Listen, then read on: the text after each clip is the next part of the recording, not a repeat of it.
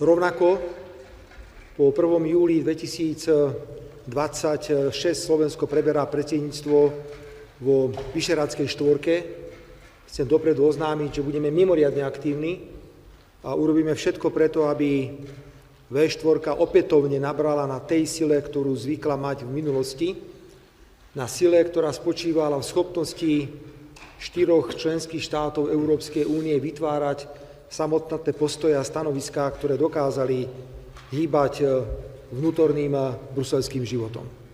Môžem povedať, že po nezmyselnom ideologickom rozhodnutí Európskej komisie prijať Repower EU a zastaviť toky ruského plynu po 1. januári 2028 bude Česká republika pre nás mimoriadne dôležitým tranzitným územím pre dopravu plynu na územie Slovenskej republiky.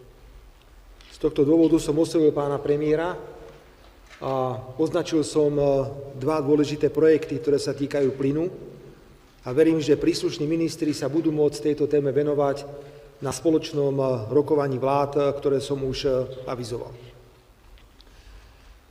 Informoval som pána premiéra o projektoch dopravného charakteru, kde si v rámci možností, ktoré máme, plníme svoje záväzky. Pan premiér Fico ze svého pohledu mluví o válečných kabinetech, tak vyjasnili jste si, o jaký projekt se vlastně jedná, zda válečný či mírový?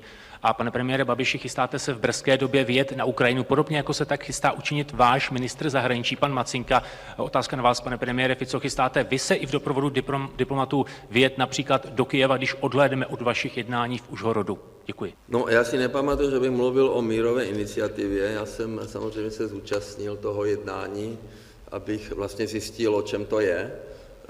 Bylo to teda zastoupeno na vysoké úrovni, byli tam hlavně američtí vyjednavači Kushner a Witkov a bylo to samozřejmě, byla tam navržena deklarace a pokud to nějak nazýváte ochotní nebo jaký, tak z těch všech, co tam byli, tak jsou ochotní posílat vojáky na Ukrajinu 2 a to je Macron a Starmer. A ty taky podepsali ten protokol. Jo, takže byla to otevřená debata, byl to navržený protokol na nějaké vlastně představy uspořádání v rámci Ukrajiny po příměří, ale nedozvěděli jsme se, kdy to příměří nastane a jaký je ten výhled. Takže já jsem tam byl rád, protože jsem tam samozřejmě potkal, mluvil jsem i s Markem Ruttem zase a potkal jsem tam samozřejmě evropské státníky a tak dále, takže je to nějaká zkušenost, například Rakousko je tam jako pozorovatel a další státy taky nejsou úplně involvovány v tom, ale většina těch států ten protokol komentovala s výhradami, že je na to potřeba souhlas parlamentu, ale většina států odmítá posílat vojáky na Ukrajinu. Podepsali ten protokol vlastně Francie, UK a prezident Zelenský. No a samozřejmě klíčová role je prezidenta Trumpa. Bez něj zkrátka to nebude fungovat a vystoupil tam dokonce jeden premiér, Edi Rama, to je taková legenda premiérská, který se zeptal, proč vlastně Evropa nejedná s Putinem, protože se jedná Evropa, Zelenský, Amerika, Rusko. No ale to je v podstatě, takže já jsem tam byl se podívat, abych věděl, o čem to je, ale v podstatě to nebylo předmětom naše diskuse, protože tady jsou před námi podstatně důležitější. 100krát dookola opakujem naše pozície. Poprvé, Slovensko nikdy nepošle na Ukrajinu žiadneho vojaka do nadnárodných vojenských síl, ktoré majú pôsobiť na území Ukrajiny.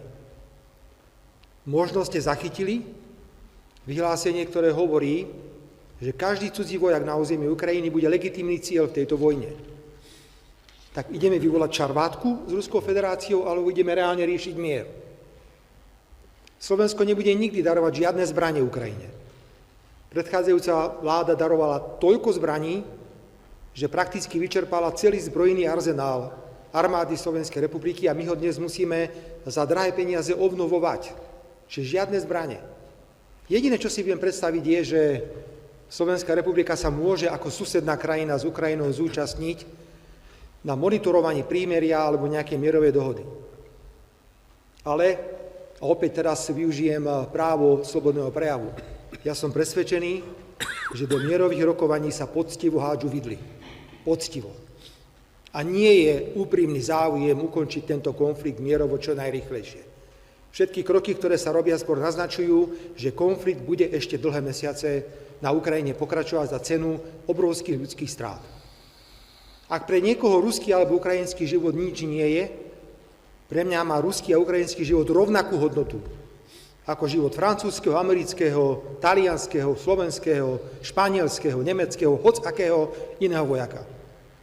Preto nie je dobrá správa pre mňa, ak niekto povie, že 5 000 ľudí bolo zranených alebo zabitých na jednej strane tohto vojnového konfliktu. Pán redaktor, ja som mal stretnutie s pánom prezidentom Ukrajiny, kde sa stretli dva rozdielne svety. Doteraz nepochopil prezident Zelenský, prečo nesúhlasí Slovenská republika s členstvom Ukrajiny v NATO. Ja som mu zbytočne vysvetlil, že to nie je naše rozhodnutie.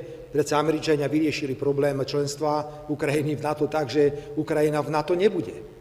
My tvrdíme, že to, že nebude Ukrajina členským štátom NATO, je základným predpokladom akéhokoľvek mierového usporiadania po skončení tohto vojnového konfliktu.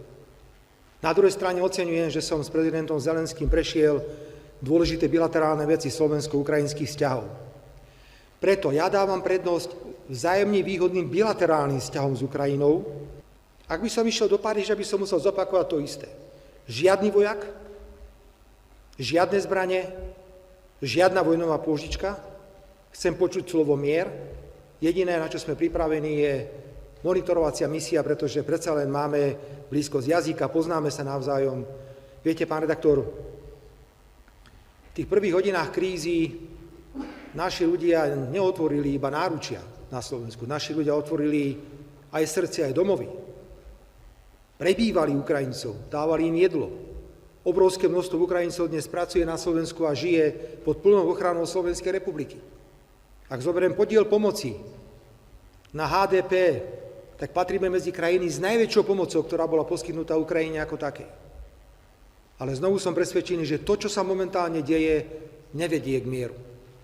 Je to predĺžovanie konfliktu, lebo niekto stále verí v stratégiu, ktorá je nesprávna a zlá, že cez predĺžovanie vojny, pri neustálom podporovaní finančnom, politickom a neviem akom Ukrajiny, dôjde k oslabeniu Ruskej federácie. Táto stratégia je mylná. Je mylná a bude viesť len 100 000 mŕtvych ľudí. Kľudne si s vami podpíšem teraz navzájom dohodu, že takto tu možno budeme stáť v decembri. Jediný rozdiel bude v tom, že Rusi budú ďalej a bude tam 500 000 mŕtvych. Čo sme tým dosiahli? Pre koho to je celé dobré? Takže ja mám principiálne iný pohľad na vojnu na Ukrajine. Principiálne iný. A využívam slobodu toho, že som dlhoročný premiér. A ja tieto stanoviská, ako ich počujete teraz, hovorím všade otvorene a nikdy som sa za tieto moje stanoviská nehanbil a budem ich hovoriť všade tam, kde sa bude dať. Asi toľko, pokiaľ ide o vojnový konflikt a môj pohľad na to, čo je vojnový kabinet, čo nie je vojnový kabinet. Veľmi sa mýlime, ak sa domnievame, že cez vojnu na Ukrajine najväčšou obeťou tejto vojny je Ukrajina. Si niekto vybaví účty s Ruskou federáciou. To je najväčší omyl a bohužiaľ za tento omyl zaplatia predovšetkým Ukrajinci, ale samozrejme v tom súboji padajú aj na druhej strane obrovské množstva ľudí. Je to obrovská škoda, je to obrovská chyba, je to obrovský omyl. Jelajahi cara baru mendapatkan informasi. Download Metro TV Extend sekarang.